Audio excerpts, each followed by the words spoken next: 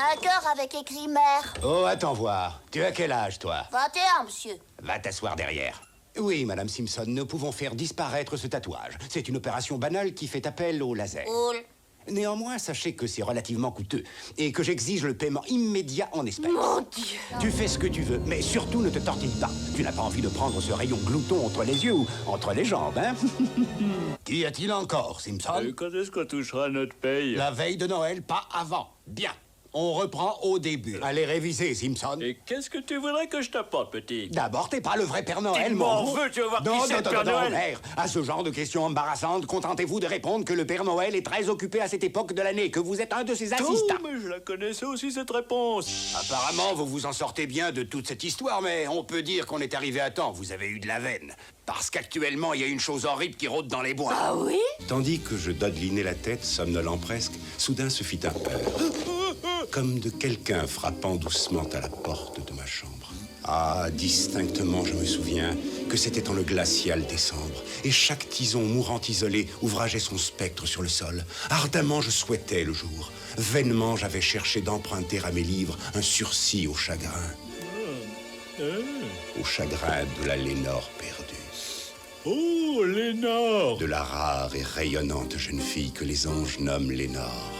Pour elle, ici, non, jamais plus. Non, il a dû écraser un verre de terre. Allô, Ned? Oh, désolé de vous déranger à cette heure-ci, mais j'ai mis un homme à la porte de chez moi aujourd'hui. Je crains d'avoir enfreint le 19 de Matthieu. Quoi? Aime ton prochain. Le verset 19 de Matthieu.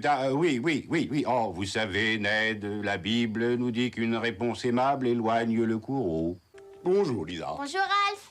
Désormais, les dés sont jetés. Il ne reste plus en lice pour la finale que les deux meilleurs compétiteurs. Un jeune inconnu nommé Bart Simpson et Todd Flanders, un talentueux joueur de 10 ans au swing ravageur.